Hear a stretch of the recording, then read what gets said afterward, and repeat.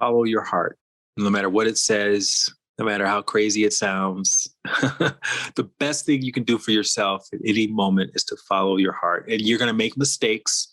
You're going to mistake your pain body for your heart, the voice of your heart. But that's how you learn how to distinguish between your heart and other internal voices. You just have to keep following it and keep following it. It's like the GPS. If you miss a turn, it'll keep rerouting you to get to that destination that is your path and purpose.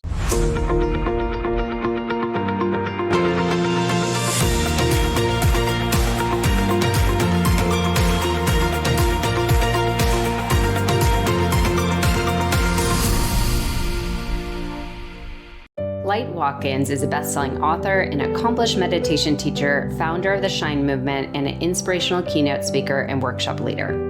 He has delivered over 500 wellness-themed talks around the globe since 2007. He first began attending yoga and meditation classes in the late 1900s in New York City while working as a fashion model.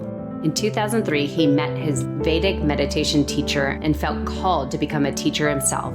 Since 2007, Light has personally taught thousands of people from all walks of life how to enjoy daily meditation practice, and he's impacted many more through his books and videos. Light now facilitates workshops and retreats around the world and has given talks on happiness, mindfulness, inspiration, and meditation. He's written 2 best-selling books, The Inner Gym, a 30-day workout for strengthening happiness, and Bliss More, How to Succeed in Meditation Without Really Trying. Now his newest book, Knowing Where to Look, 108 Daily Dose of Inspiration, is now available. Light's mission is to keep spreading inspiration.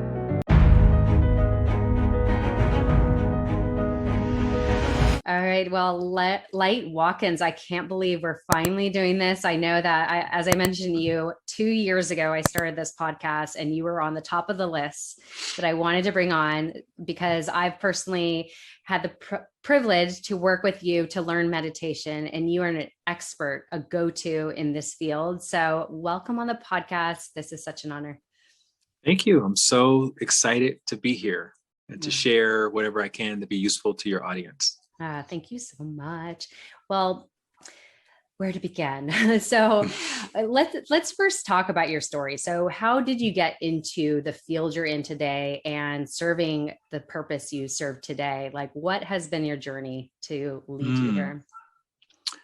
So I had I was raised in Alabama, and I followed this very traditional path through university and then working in advertising. And that's where things started to kind of go off the rails of the conventional path and onto what I felt like was my path, right? Or you could even say my spiritual path, even though I didn't have that language at the time. And I started getting into fashion. I got into fashion modeling, and we were just talking about that. Fashion world. Yeah, the fashion world, which was interesting because looking back, after having done it at a high level, and it took me a while to get to that point, I realized that the way I did it was not the way it's traditionally done. Like normally people discover you and say, hey, do you have an agent, or do you ever think about modeling in a shopping mall or somewhere? And I kind of discovered myself. I elected myself. That's great. As someone who would be good at modeling.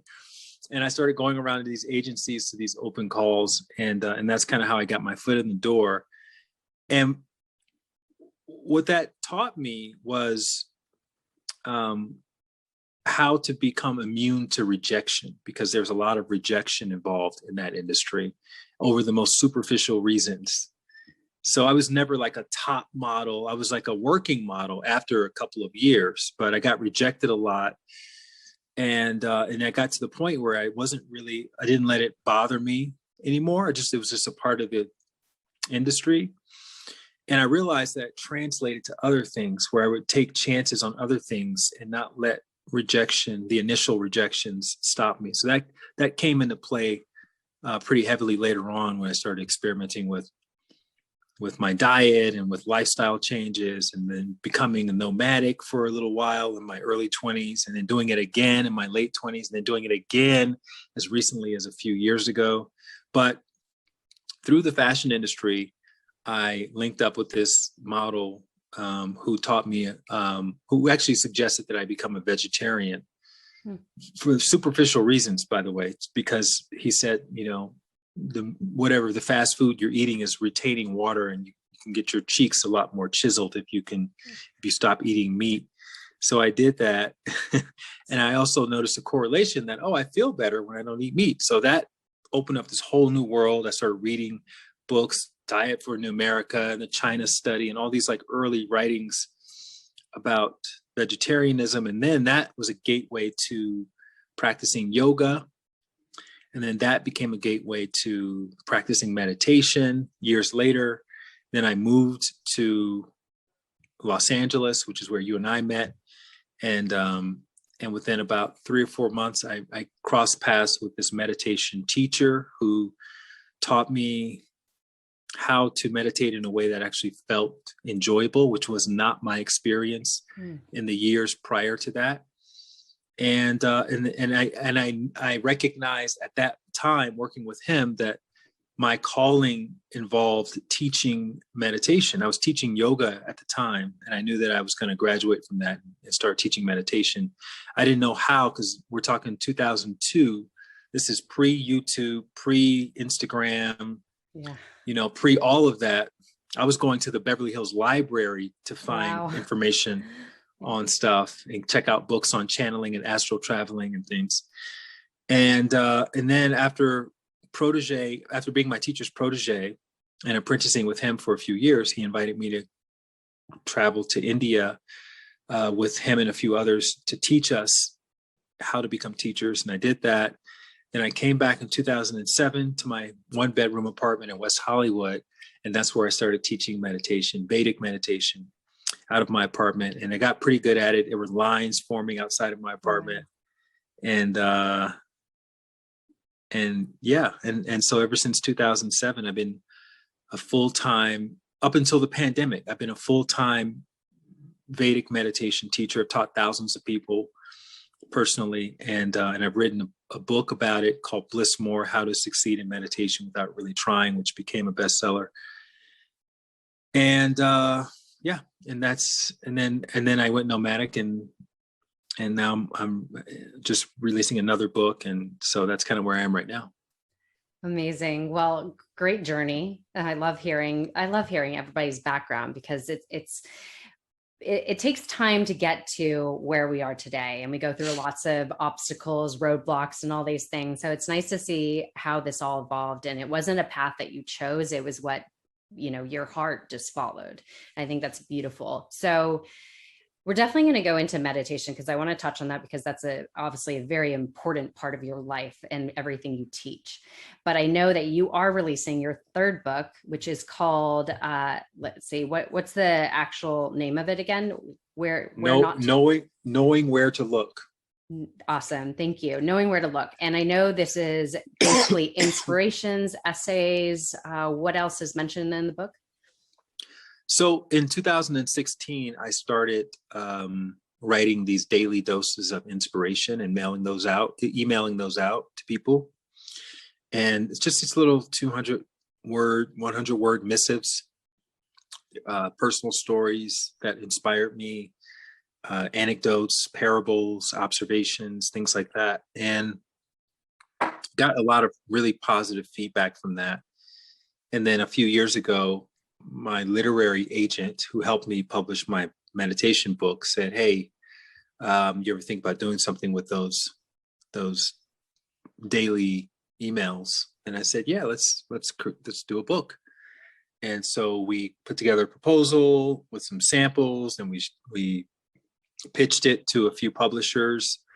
And this publisher called Sounds True out of Colorado, they were really interested in it. And so we put together a little team of art director, illustrator, myself, and we created this kind of illustrated book of inspiration. And it's literally just Inspiration, that's all it is. It's not like lectures. It's not five principles of whatever. It's just stories that are meant to uplift and inspire and motivate. And it's called knowing where to look, because I tell people it doesn't give you the answer. It just kind of gives you a little tap and maybe a nudge saying, hey, you want to pay more attention to what's happening inside of you instead of what's happening outside of you. So just telling you where to put your attention to find the answers within yourself. So that's the idea of the book. That's beautiful. I love that, because I think so much more often these days, people are saying like,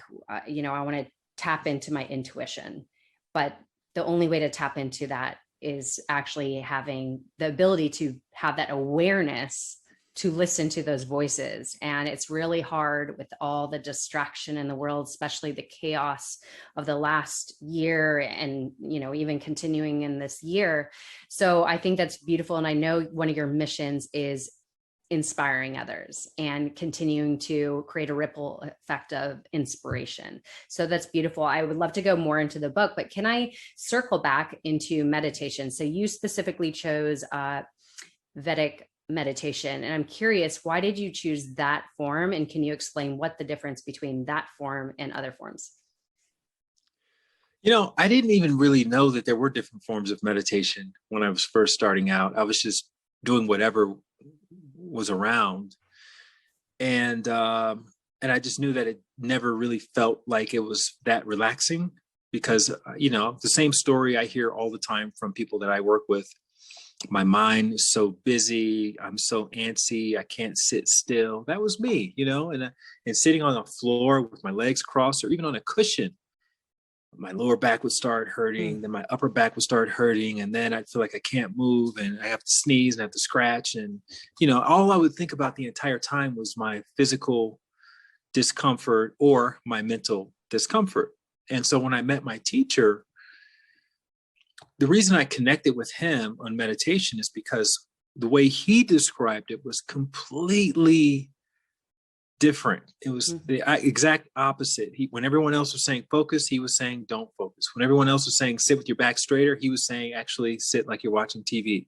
When everyone else was saying to let go of your thoughts, he was saying let your thoughts do whatever they want to do. And so I tried his way because, it just felt right. It resonated deeply within me. Like, oh, that sounds like it fits who I am. And none of the other experiences I had prior to that, it fit who I felt like I was. And then, in hindsight, now looking back as a teacher and after having had a teacher, I never really had a proper meditation teacher.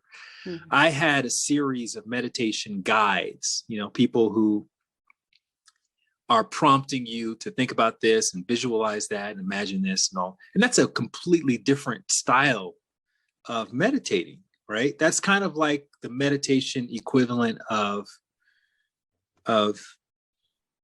riding a bicycle with training wheels, right? True. Which is a great first step, but eventually the whole point of the training wheels is to get you comfortable enough to then take them off and then to be able to do whatever you want to do, jump ramps or, race or whatever. And so what he was teaching me was how to meditate without those training wheels, without somebody in my ear telling me what to do every 2 seconds. And what I found was that was a much more accessible style of meditation. And it allowed me to reach depths of awareness that I had never even thought were possible prior to that. And that's what inspired me to want to become a teacher. So I was like, I have to show other people how to do this. I mean, I've wasted so much time knocking my head against the wall, trying to figure it out for myself. And I know I'm not the only one. And after spending a few days with this guy, I'm now able to go beyond that surface busy mind almost at will. And I think this will be a very valuable tool for anybody to have, especially people who don't have exposure to people like my teacher or even to people like me. So that's why many years later, I decided to write my book because, as I got to the point where I was like, you have to pay $1,000 to sit in the room with me for 4 days. Yes, which I is get that. worth it. Yeah. Yes. You know, it's worth it because you're getting personal attention and personal instruction, which you don't get from like Headspace or any of the apps and stuff like that. But at the same time, it's cost prohibitive for, you know, regular people who are working at minimum wage jobs and things. And you could argue that those people need meditation more so, as much as, if not more than, someone who's like eating organic food every day at Erewhon or Whole Foods and going to yoga class. And, you know, look, everyone has their own journey, but all that to say, I wanted meditation to be more democratized. And, you know, I have to charge what I have to charge. I'm like an organic farmer. Like, you have to charge those prices because you're not getting government subsidies like the conventional farmers. right? So right. they can race to the bottom. You can't do that if you're trying to maintain a certain level of quality. And if I'm trying to teach everybody in person and give them the same highest quality of instruction, I have to charge a certain amount because I have to pay for those rooms and I have to pay for those flights and I have to pay for, you know, my living expenses. And so the book was a way to get the same principles out into the general public and let them be able to benefit in the same way as those privileged people that I have been working with all those years were able to benefit from spending that time with me. So that became Bliss More: How to Succeed in Meditation Without Really Trying. And that subtitle, How to Succeed in Meditation Without Really Trying, is a literal interpretation of what the book is intended to do, not some sort of, you know, it's not hyperbole. It's actually, this is going to teach you how to feel like you're able to meditate, but without you having to focus and white knuckle your way through your busy mind. It's not about that. It's about understanding how the mind works in concert with the meditation. So that was really nice to see how well received it was. And I still get messages every day and posts every day about people saying how they've read the book and right away their meditation practice has done a 180 and they've been enjoying these deeply blissful experiences. Oh, that's amazing. I love that. Well, I worked with you, I think it was, I'm guessing 6 years ago. And I remember you walked us through the process. Like you said, it was a few days that we were working with you. And it was really beautiful how you described what meditation looks like. And I remember you drawing this sketch of, if you're looking at ocean, and at the top, you know, there's tons of fish, and you go deeper down, there's less fish. And you said, that's our thoughts. Can you believe that? I remember that, by the way. And this is even better. I remember you whispered into our ear 2 words. I don't know if you did 2 words for everybody, but a word that we are going to use for our meditation. And that is the word. And I remember you saying to us, you won't forget it, but if you forget it, come back to me. By the way, I have not forgotten that. And I haven't. You never wrote it down, right? Never wrote it down. And I'm like, how is this possible? But it obviously seeped into our subconscious mind. It's just amazing. Anyways, I had to bring that up because I think that's phenomenal. But I do agree. And I think that's really interesting how you mentioned the difference between guided meditation and just sitting quietly and letting your mind just go and letting it just be. I think that's really interesting. And I think that, again, everybody could choose their way of meditation. But I love that you say that, if I'm understanding correctly, the purpose of meditation is to get you to tap into your higher self, God, whatever it may be, universe, and be able to create this awareness of, you know, things that you normally can't tap into. Am I correct? That's pretty much what meditation is meant for. You know, that's an interesting question because different people come to it for different reasons. And so I would say you're correct in that it's intended to expand awareness. And a part of that awareness is awareness of your higher self, right? So that's a part of it. But then it could also be a part of awareness of my intuition or awareness of the happiness that's within me. So all of those things are included in the expansion of awareness. And I could keep going, Yeah. But yeah, it's pretty much anything you want to experience is going to come from that expansion of awareness. That's what meditation does really, really well, more so than anything, any other intervention or modality that I've seen. Yeah. And do you believe the only way we could have true success at meditation is doing it on a consistent base to really get into that, if you want to say, that quiet space where you could have awareness of your thoughts, but in, do you know what I mean by that? Yeah. So let's define success in Yes. meditation. Yeah, right. First. Actually, that's a good point. And then we'll talk about how to get there. So success, for me, success in meditation is arriving at a point where you no longer see meditation as a chore. You have meditation, you've taken the meditation out of the chore category and into the Sunday brunch and puppies and playing with little babies, and into that category of cute, cuddly, adorable things that you look forward to. Or when you are around them, it's like, wow, yeah, I'm down for that. I'll spend some time doing that, right? Whatever your version of that is. Could be playing poker, could be watching the game, could be watching Netflix, whatever it is. You want to get meditation into that category. So if we define success in meditation as that, then yes, you need to be consistent, because if you're doing it sporadically every now and again, or even if you're doing different styles, hopping all over the board, you're going to take a much longer time to reach that point of success in meditation. Oh, that's good to know. That's great. And what do you think are some misconceptions about meditation? I would say the biggest one, the most common one, is that people disqualify themselves on the basis of the fact that they have a thinking mind, right? I can't stop my mind from thinking. But the reality is, you can't stop your mind from thinking, and I can't stop my mind from thinking either, right? Nobody can stop their mind from thinking. That's not how we're gauging progress in meditation, is by the degree to which you can stop your mind from thinking. It's kind of like saying, I can't stop from sweating if I'm on a treadmill, right? Yeah. So treadmills aren't for me. It sounds ridiculous when you say it like that. Yeah. Because of course it's gonna cause you to sweat, but the sweat is not the goal of the treadmill. The treadmill is meant to get you into shape, to get your heart rate up, and to increase your cardiovascular strength and all of that. And that's gonna then lead to you processing your food better and having a stronger immune system and more balanced hormonal system and more reproduction balance, and all of the different systems in the body are being balanced and rebalanced because you are doing whatever you have to do to get into shape. The treadmill is just a tool, right?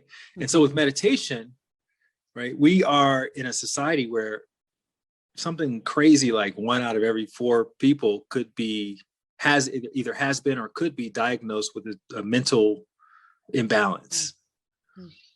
And so meditation is a tool to bring the mind back into a balanced state. And when the mind goes into a balanced state, the body follows behind. It goes into a balanced state as well, because they're kind of playing off each other, right? So if the body's out of balance, it causes you to have imbalance and distorted thoughts. And if the mind is balanced, if there are any imbalances in the body, then that'll start to balance out. So that psychosomatic connection that they talk about is a real thing. And the state of your mind has a massive impact over the state of your body. And so meditation, when you sit and meditate, you're not trying to get rid of the thoughts.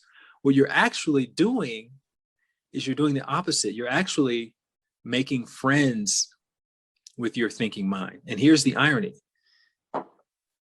The degree to which you can make friends with your thinking mind is the degree to which your mind will become more settled in meditation.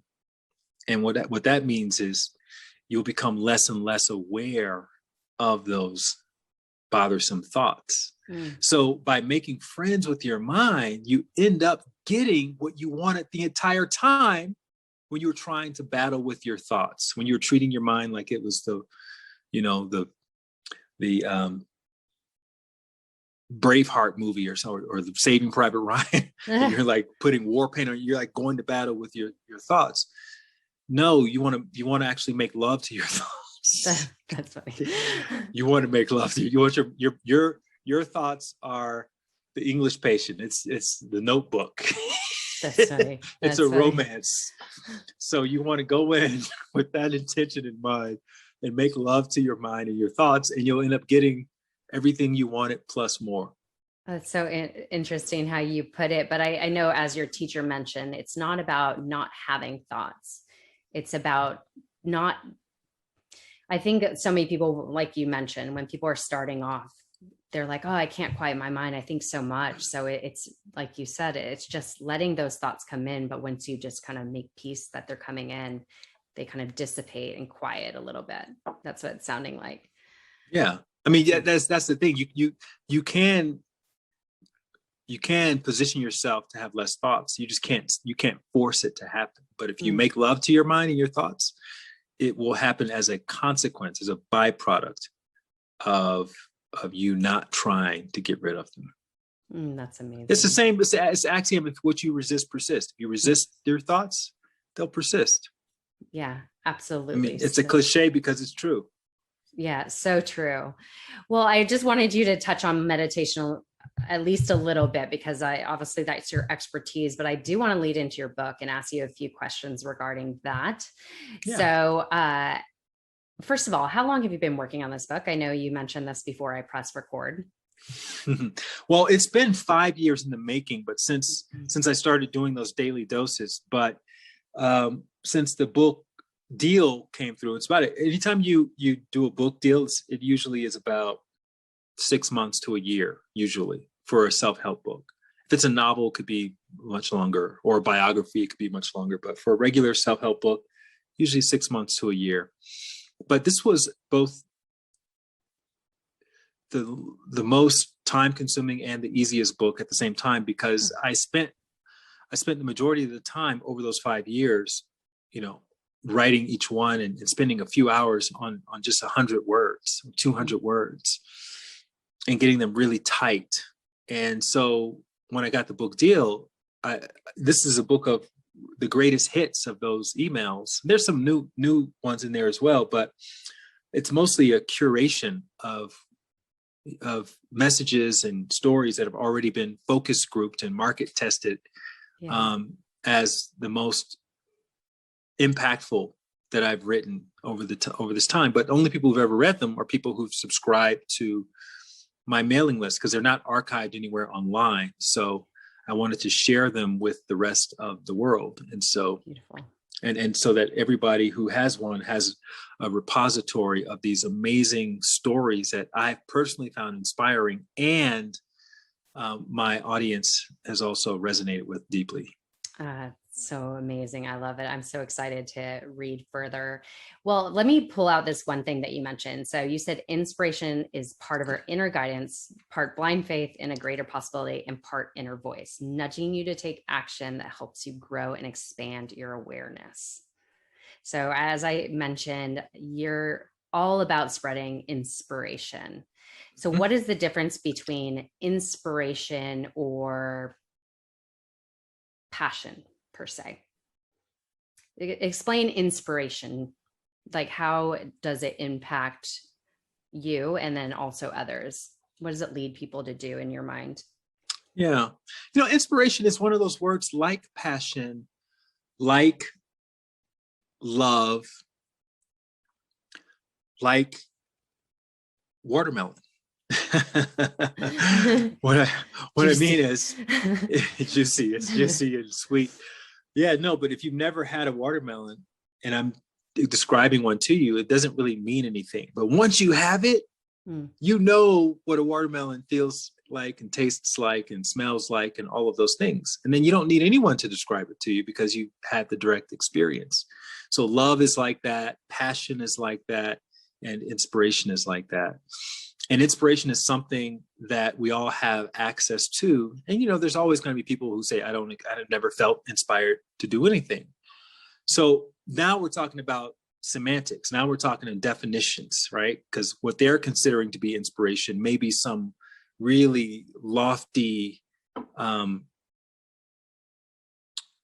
type of experience, profound in nature, that, you know, stops them in their tracks. But guess what? I say that inspiration is when you're in the elevator and you notice someone's scarf and you like, that's a nice scarf, to yourself. Mm-hmm. And then something inside of you says, you know, tell them that's a nice scarf. But then you're like, nah, I don't want to do that. It's too, you know, I'm in New York. No, people don't talk to each other. So inspiration is that little, still, small voice that's constantly micro guiding us when we're out in the world, moment to moment, telling us, I'm not in a hurry. I could go left, I could go right to get to this place. Why don't you go left? You know, look at that tree. That's a nice tree over there. Go left so you can walk next to that. Like, that's inspiration. Mm. So when you really look at it, you're actually experiencing a relationship with that voice nonstop, right? That's the voice that says, take the stairs instead of the elevator. That's the voice that says, call up your friend and have that conversation, a difficult conversation that you've been needing to have versus ignoring it. Mm-hmm. And usually the voice of inspiration is guiding us towards something that's going to allow us to expand into that highest version of ourselves, right? When you put yourself in proximity of forgiveness or of showing love or of showing understanding or compassion, giving someone who was homeless not just a quarter, but maybe pulling out $5 and just, you know, even though you don't have a lot of money yourself, but something inside of you compels you, just give them the $5. Mm-hmm. And you give them the $5, that's inspiration. Mm. So the thesis of the book is, if you start following it in small ways, whenever you perceive it in your day-to-day life, you'll start to nurture the relationship.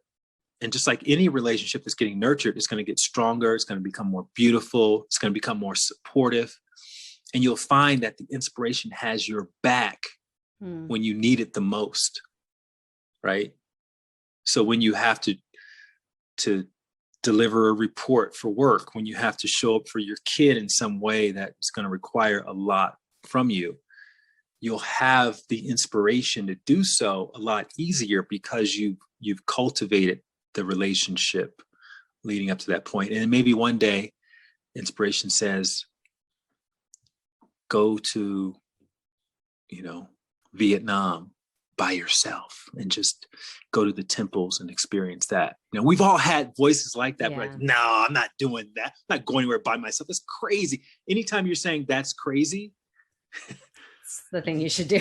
That's the thing you should do. That's inspiration, right? But you're not ready for it yet because you haven't. That's like the squat rack version of inspiration. You haven't even done any dumbbell presses, much less you can't get under the squat rack and start squatting, 2 plates. You got to work up to that. So doing it in the small ways is just like, okay, I'm going to roll out on the foam roller and now I'm going to, do some dumbbell pressing. You keep doing it, and you build that strength. And then next thing you know, the squat rack seems more and more appealing because you can do less and accomplish more. Right. And so that's what this book is kind of doing, is it's picking up where my first book left off, which is called The Inner Gym. Yeah. Which that's compares, like an OG. It seems like forever ago I saw that book. Yeah. So that's where I first started talking about like working out in comparison with cultivating your inner state, your happiness and the inspiration and all of that, gratitude muscles.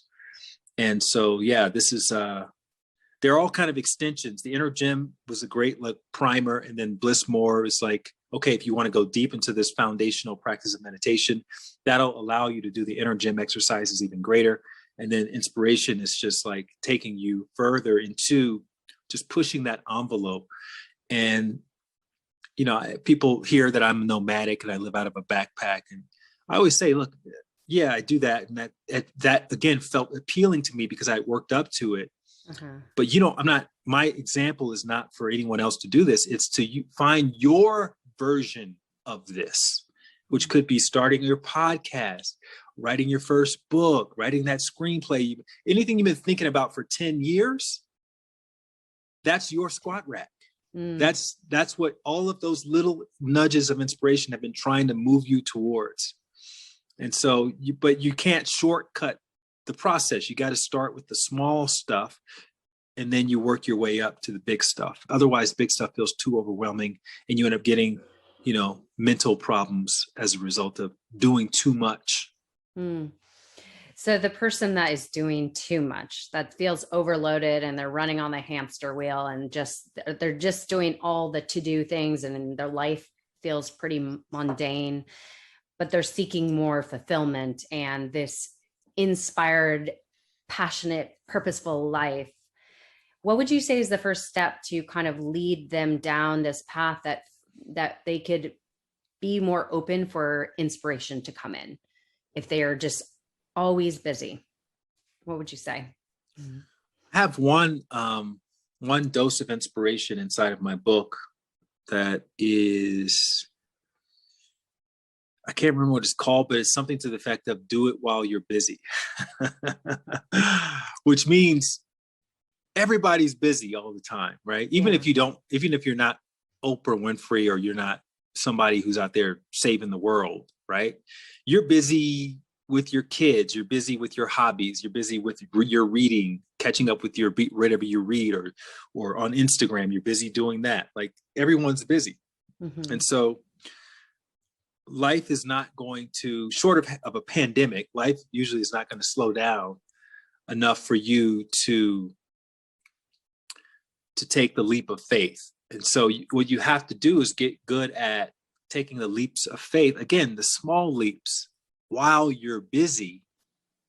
And those small leaps will then accumulate into the courage to take the bigger leap when it's time, right? But again, meditation is also crucial here, because meditation, it expands your awareness. And within that expanded awareness, you're able to see what's most important in this moment, right? Is binge watching all 8 seasons of whatever show the most important thing for me to be on my path, or to me to be living my purpose? Or is researching these influencers that I want to reach out to and get them on board with my mission, is that more important? Because they're both going to take the same amount of time. And so the excuse that we typically use is, oh, I'll get to the influencer thing. That's too much work right now. I need to unwind. I want to. And that's really the only difference in people who you see out there who are building something that is impactful versus people who are always talking about doing it, but they never quite get around to do it, is those people who are in the arena, so to speak. They are the ones who have the awareness that they have to do it while they're busy. And the people up in the stands watching them, hoping and wishing that time slows down, or that somebody from this arena calls them down to the arena and says, hey, come and join us, right? That's never going to happen. That doesn't happen. And ultimately, you have to make those choices. But you don't want to depend on your intellect to make those choices, because your intellect is 9 times out of 10 going to tell you to binge watch the show. Right. Because it's the comfortable thing to do. Right. And your intellect is already worn out from just making it through the day. So that's why meditation can break through all of that confirmation bias and the cognitive dissonance that makes you see the thing that may be providing some value to your life, watching the show, but it's not really directing you in the area that you ultimately want to create for yourself. The meditation can kind of rebalance whatever is going on in your mind and get you to reorient your awareness in the direction of your mission. And all of a sudden, contacting those people that are going to help you is going to seem like the best use of your time. And, Right. and you don't have to force yourself to do that. It's just, it comes from within you. That's the inspiration. I love that. That's great. And talking about the inspiration, the exact opposite would be our inner critic. And I know you touch on this a little bit, that that is pretty much the thing that holds us back from our dreams, is these thoughts we tell ourselves. And so they could somewhat be a block to those inspiring thoughts coming in. The inspiration to lead us where we want to go is that self-talk, the self-limiting beliefs. Can you touch on that a little bit, and what's your take on that? You're nuts. You're crazy. You don't have enough resources. You're too ugly. You're too whatever, broke. You're too old. You're too black. You're too much of a woman. You know, you're in a patriarchal society. Whatever those justifications are that will motivate you to stay small, that's your critic voice, right? And here's the thing, that's like the New York Times, the Times Square ticker tape. It's always there. It's always going to be going. Don't ever look for it to go away. Yeah. So what we want to do is we want to pump up the volume on the inspiration. And the way, again, we do that, we do it through meditation, we do it through other self-care practices, gratitude exercises, inner work, going for walks in nature, taking baths, spending time alone, right? Cultivating a relationship with self. That's why in India, in the meditation circles, they call that higher state of awareness, they call it self-realization, right? Because what you're realizing is that who you truly are is much more expansive than just what you do for a living, or where you're from, or what your title is, or how many kids you have, and those kinds of individualistic things. Who you truly are is actually connected to everything else. And so when you can tap into that, now you're in your more expansive state. And the decisions and the choices and the ideas that you come up with in that state are going to be diametrically opposed to what you come up with in the critical, small-minded state. And also, the inner critic is always going to want to reinforce comfort. Yes. Right? So true. Do the thing that's going to be safe, keep you safe and secure and comfortable. And that's not a bad thing, right? When you look at survival, because that's a survival mechanism. You don't want to go against the tribe, because then you may get ostracized and you'll get eaten by all the bears because you don't have any help. We're tribal creatures. So we get that. Again, that's not going anywhere. That's part of our DNA. It is tattooed into our entire nervous system. But when you look around and you see things that you admire and appreciate and feel inspired by, those things typically were created by people who were able to go beyond that comfort zone into their growth zone, into their creative zone. And so the inner voice of inspiration is always going to nudge you in a direction that makes you feel initially uncomfortable, because it's going to push you past the level that you think you're able to be proficient, right? Just like in an exercise class. A really good exercise teacher knows how to get you right to your edge, and then keep you as close to the edge as possible. And you hate it in the moment, so you grit your way through it. And then at the end, it's like, oh my God, that was amazing. That was the best thing ever, right? True. And then initially you don't want to do it again, but then when there's something inside of you, you feel the endorphins, you feel that expansion, and then it's like your body inspires you to go back and subject yourself to that again. And if you do that enough times, all of a sudden you're doing it on your own. You can push yourself to that edge, because that becomes your new norm. So you want to get to a point where you can find comfort in discomfort. And that's the biggest misconception with following your heart. People think following their heart is going to take them into places, makes them rich and comfortable. No. Following your heart will make you challenge everything you believe about yourself, everything you believe about life, everything you hold to be true. All of that is going to get challenged and possibly dismantled and reconstructed. into a broader, more expansive version of that includes the people you hate and the people you discriminate, that quiet judgment, oh, they're overweight. It's going to include them. And those people, I don't like those race of people. It's going to include them, right? And anything else that you have any kind of judgment around, including yourself, you're going to have an awareness that includes all of that. And that's what I'm talking about. Like, you feel that connection with everyone and everything, including yourself. And that's what makes you attractive. That's what makes you compassionate. That's what makes you empathetic to other people.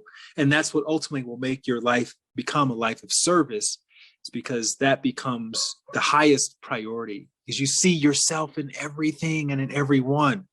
So it becomes almost impossible for you to walk by someone who's suffering, who's in pain, and not at least think about what you can do about it. You may not do something in that moment, but you may take some action later on and maybe donate something or volunteer or have a conversation with someone who has some influence in that area and make a difference, make an impact.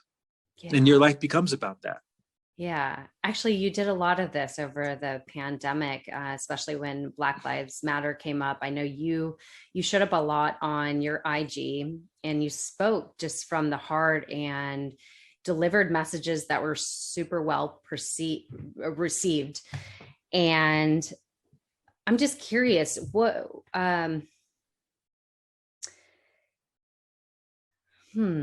what's my question for this? So when you were delivering these messages over your IG and just speaking from the heart, what inspired you to do that? So I grew up in Alabama, and anyone in America may remember that Alabama was the sort of staging point for the modern civil rights movement. And I'm obviously African-American. So, yeah. So that stuff that I was talking about during the whole social justice movement, the Great Awakening, as we call it, that's been an ongoing conversation in my family forever, since I was a little tiny kid, right? I remember my father talking about, he was a civil rights attorney. So I grew up with a civil rights attorney. And I grew up, and guess who my father's minister was? Martin Luther King Jr. Wow. Oh my goodness. So, and my grandmother's, one of her best friends was Rosa Parks. And so those figures were very central in my family life growing up.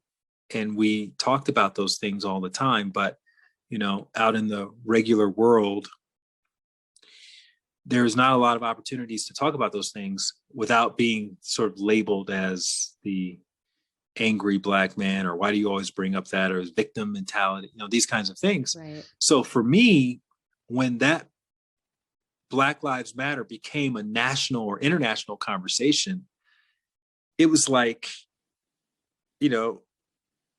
I'd been waiting my whole life for that. I was like uniquely qualified to talk about these subjects, but from the vantage point of the meditation and the sort of spiritual realm as well, right? So I would say that I'm giving you the 10,000 foot perspective, not the ground level perspective. Is like everyone's angry and upset, no one can understand, see. So I'm again, you expand awareness, you can see the connections, and then you're able to articulate them a lot easier because you've tasted the watermelon, you tasted the whatever the fruit is.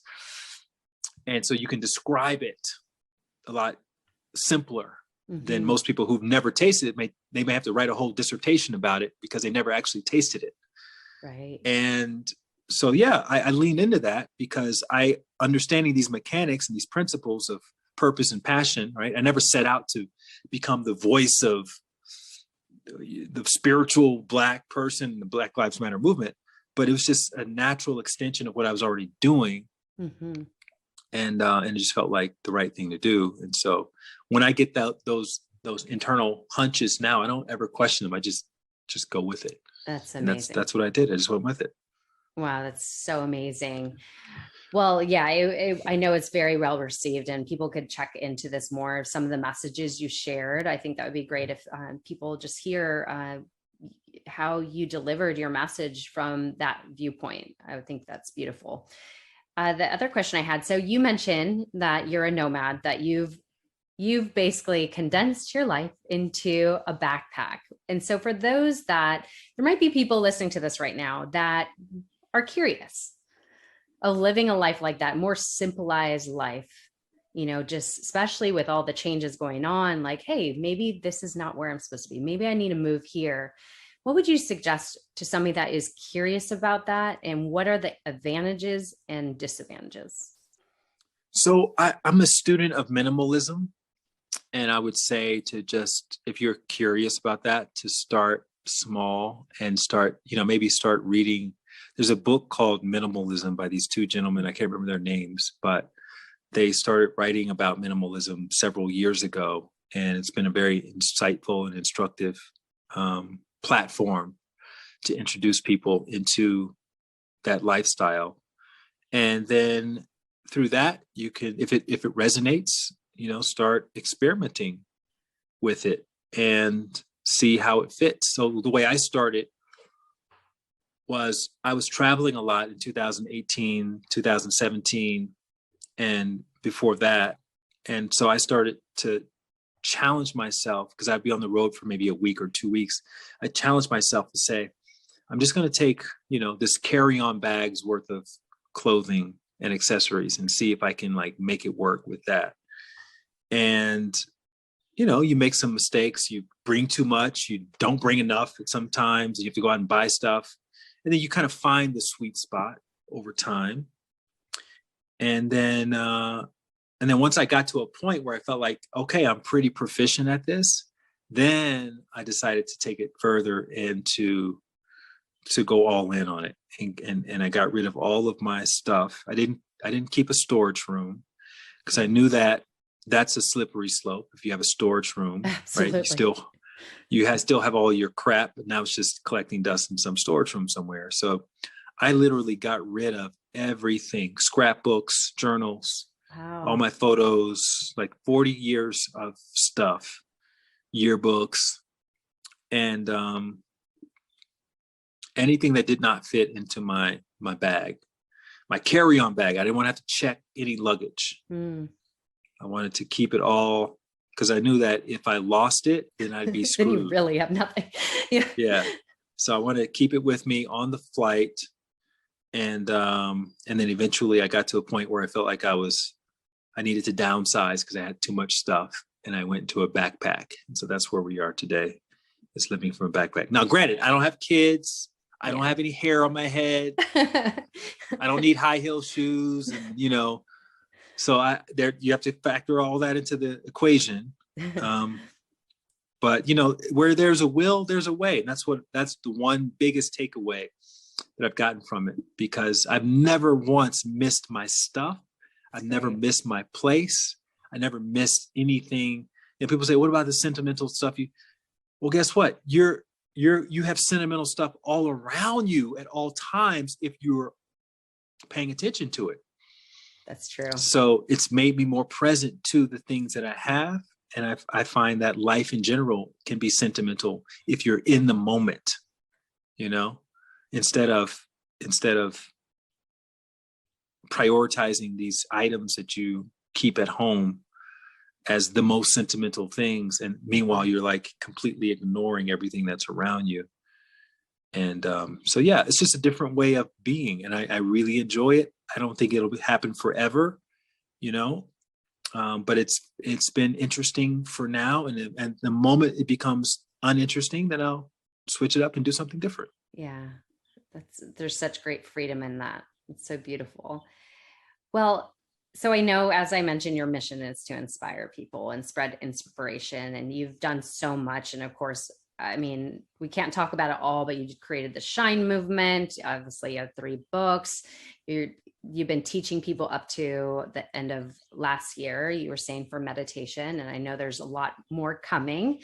So if you were to leave one piece of inspiration that you could maybe grab from your book to read from us, that would be amazing, just to close off, because I want to hear something. I'm really curious. I thought you'd never ask. Let's see. I'll find a short one for you. Okay, let's do I just flipped it open to this page here. Perfect. And that's what it's really meant to be. It's just meant to be flipped open. What catches your eye, that's probably what you need to read to find a little nudge in whatever direction. Okay, so this one is called Ultimate Freedom. So it says, ultimate freedom is less about having lots of options and more about having the courage to adapt to whatever's happening in the moment. We can let go of, when we can let go of what should have been and embrace what is, we invest in our courage.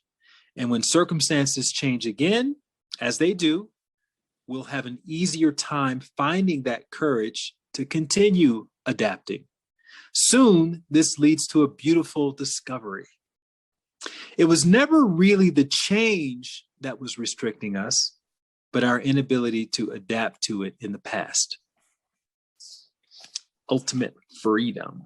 As we were just mentioning, that's so funny that you pulled out that one. And that is so inspiring in general. And I think so many people need to hear that, is to be to be able to let go of what we think it should be and just embracing what is. That's such an important lesson that I think eventually we learn. Like, we can't grip so tightly onto, and 2020 is an example of that, grip so tightly onto what we expect should happen.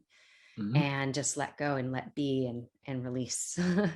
Yeah, and that's the idea. It's like, I imagine somebody's in a bookstore and they're kind of killing time, and they have these, we all kind of have like some decisions we need to make in our life. Do I go this way or that way? We're on the fence. We don't know what to do. And they pick it up and they flip it open to something like that. And it gives them just a little bit of like, oh yeah, I need to just accept what is. Yeah. I love that. That's beautiful. I love it. And I know there's so much more goodness in that book. And so I know your book is available May 25th, and I assume it's available for pre-order right now. So yes. I'm of course going to plug everything in the show notes, and this will be released on May 24th. So everybody, the book will be available the day after. That's pretty awesome.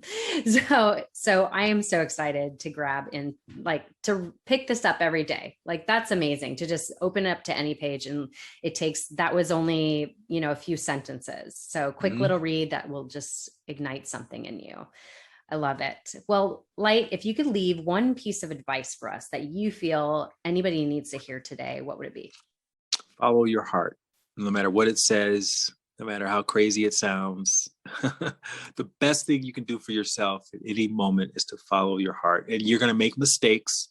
You're going to mistake your pain body for your heart, your voice of your heart. But that's how you learn how to distinguish between your heart and other internal voices. You just have to keep following it and keep following it. It's like the GPS. If you miss a turn, it'll keep rerouting you to get to that destination that is your path and purpose. Beautifully, beautifully said, and such powerful advice. I think we all need to hear. I love that. Thank you so much, Light. This has been an honor. I appreciate your time and just that you continue to inspire so many in everything you do. Everything you provide. Like you said, people could subscribe to your newsletter. I believe you provide either daily or weekly inspiration. So of course, I highly recommend everybody does that. So thank you so much, Light. I appreciate you so much. Thank you so much for having me.